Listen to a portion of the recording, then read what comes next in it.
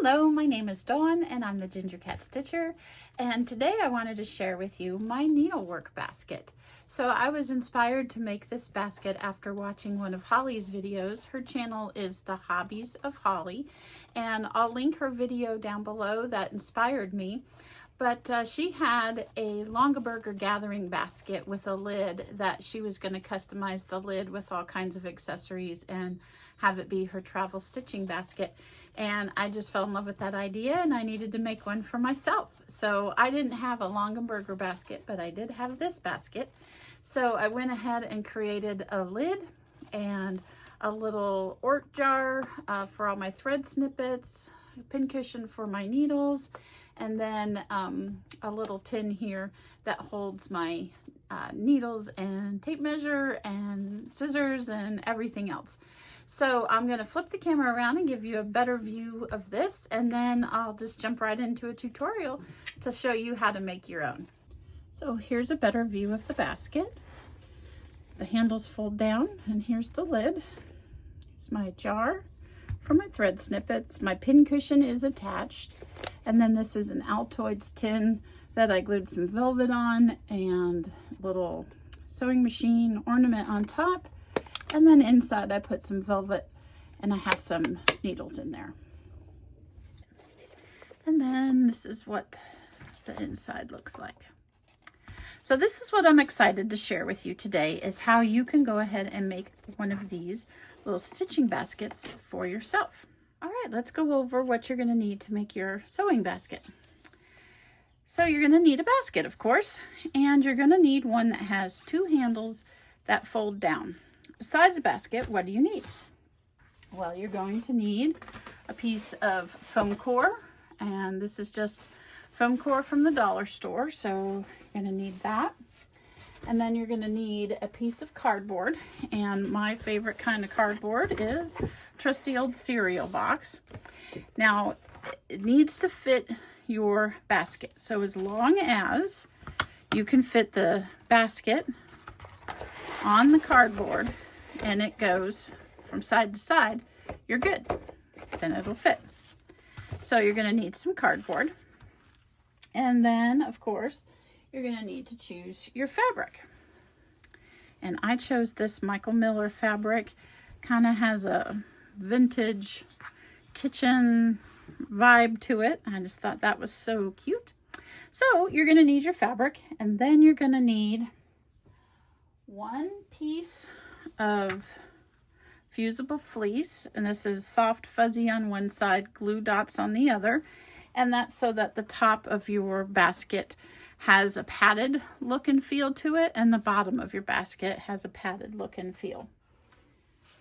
And then you're going to need some fusible interfacing. This happens to be a sheer weight fusible, but lightweight fusible is just fine. Mid-weight fusible is just fine. This is just what I happen to have a lot of. And then you're going to need a hot glue gun, and I would definitely recommend having some extra glue sticks because it is kind of a glue heavy project. So you're going to need your hot glue gun, and then you're also going to need some just regular glue. I like the tacky glue. You're going to need some regular scissors and some fabric scissors. And then you're also going to need a Sharpie marker. And then that's it. That's all the supplies that you need to make the lid and the bottom lining. Then, of course, you're going to need the fun part of gathering things together to make your little accessories. So since this has a kitchen theme, I'm going to go with this really cute little sifter as my thread catcher. And another option for me, if that doesn't work, is this little milk can. I think that goes with the fabric as well. This is just Hobby Lobby Spring Shop. So I have that as an option. Oh yeah, then you're going to need an Altoids tin, and this just happens to be one of the craft ones, but you can just go to the cash register at Walgreens or whatever and buy a tin of mints and use that tin. And then I have this cute little Scotty dog cookie cutter that I thought I would decorate that with. So gather together some fun, cute little accessories to embellish the top of your bag. That's it. Let's go ahead and get started. Okay, so the first step is to lay your basket upside down onto your foam core. And you're going to use your pen and you're going to trace around the edge of your basket. Lift the handles up out of the way so that you can get under there. And you're going to have to kind of connect the dots to where the handles were blocking.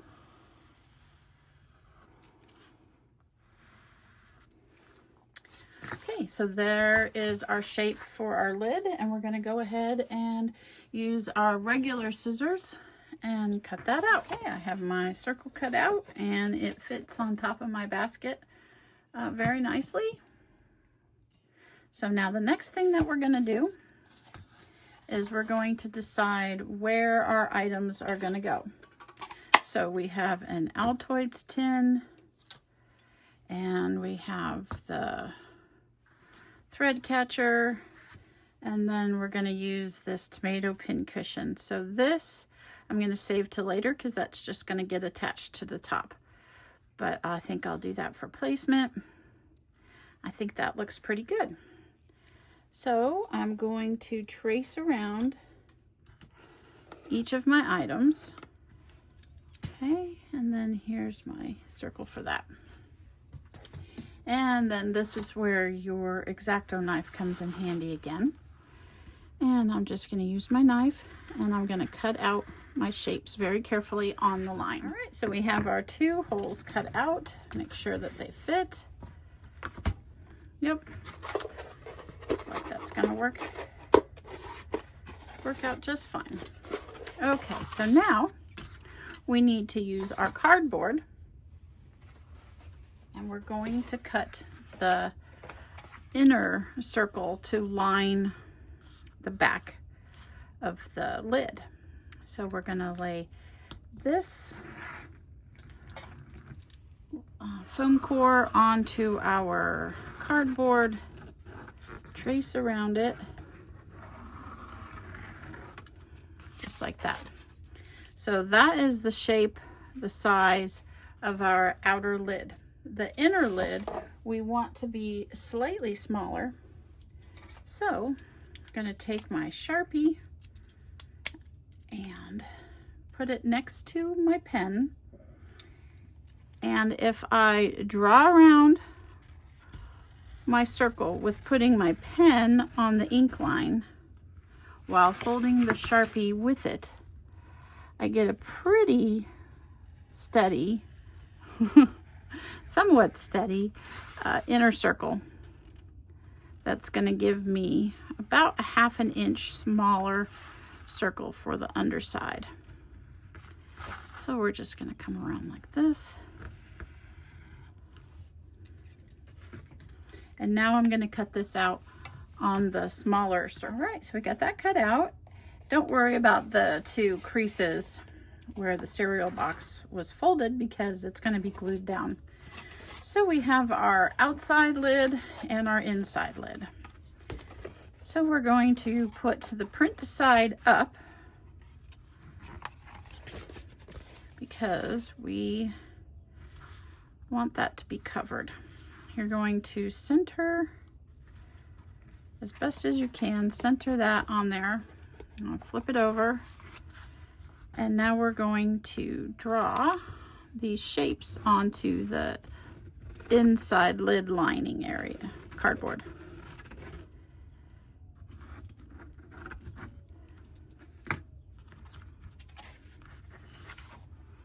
And there we go. Now we are going to cut out these 2 shapes. Okay, I got them cut out, and the way I did that was I used the sharp X-Acto knife to cut a slit in there, and then I could get my scissors in, and then I could cut it out. So we got those 2. Let's put this down. Make sure that our holes lined up. Yep, looks good. Okay, so now we are going to create the fabric that we're going to use to line this. Sorry, not line it, cover it. So you're going to need your fabric and your fusible fleece. That looks pretty good. And that had that curtain right in that window. Okay, so I have at least an inch. I'm going to take my pen and I'm just going to mark. That's not showing up. I'm going to use my Sharpie. And it's okay to use a Sharpie because this will be on the inside of your lid and it'll be covered so you won't see it. So I'm going to draw approximately 1 inch. Okay, so I'm going to cut that out. And in the meantime, I'm also going to get my fusible fleece.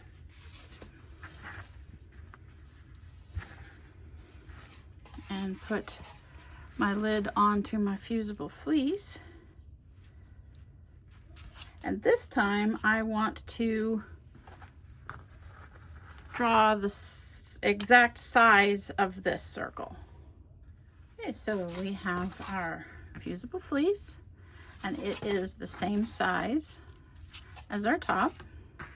And then we have our fabric, which is an inch bigger all the way around than our top. We're going to put our fusible fleece on here, glue side down, take it over to the ironing board and fuse that together. And our fusible fleece is now fused to our fabric. We want to put our fabric face down. Then we're going to get our foam core and we're going to put it the top side down. I know this is the bottom side because I ripped some of the paper when I was cutting it out. And we're going to remember where we had it placed. I think it was like that. I'm basing it off of these curtains here. I had the curtains getting cut off there. Okay, so we can see that got that on there. And now we're going to use our pen and trace out these shapes again.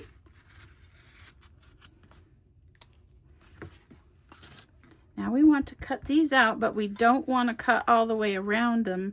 We want to cut them in like little spikes so that we can fold them over onto here and glue. So I'm just going to fold this. Be easier with my fabric scissors. And I made a slice. And I'm going to cut right to the line, but not through it. So I'm going to cut the circle like a pizza. I'm going to cut it into 4s and then into 8 slices. Right to that line.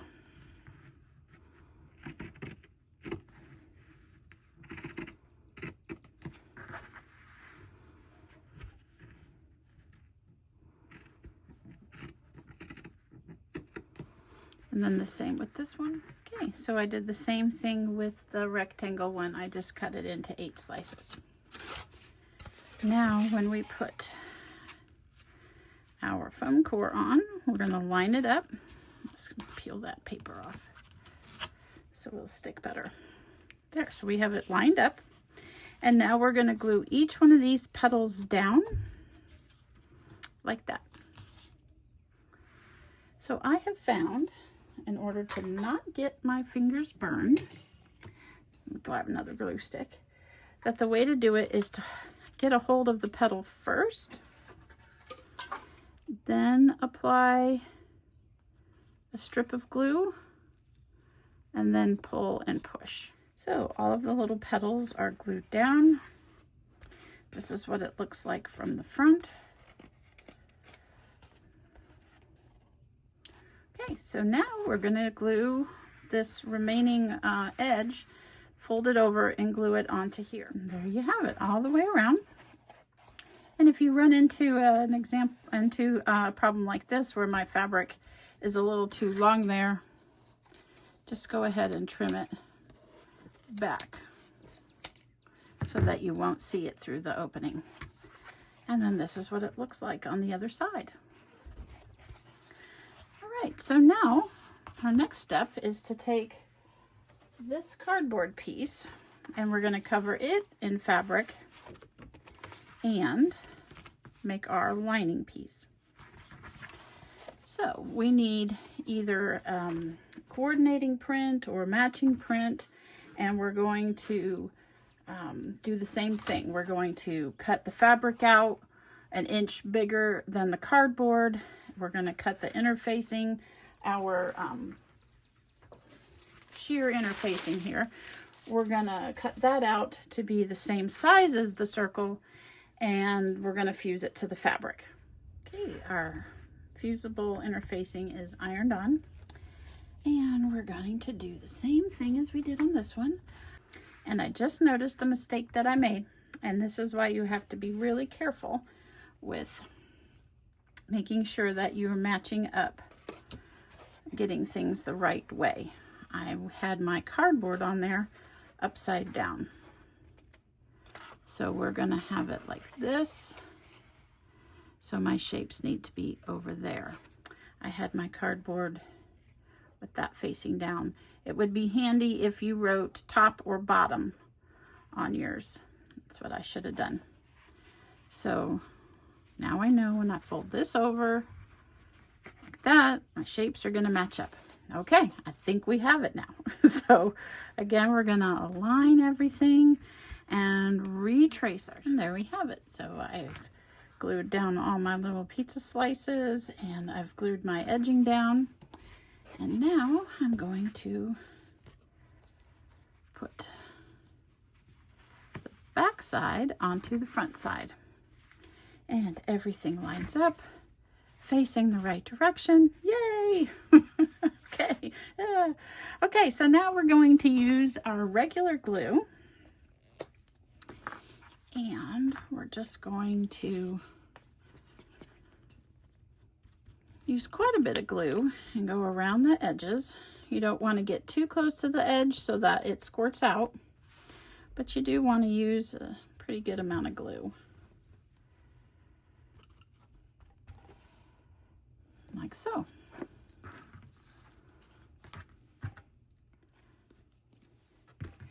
And then we're going to take our lining piece, match it up.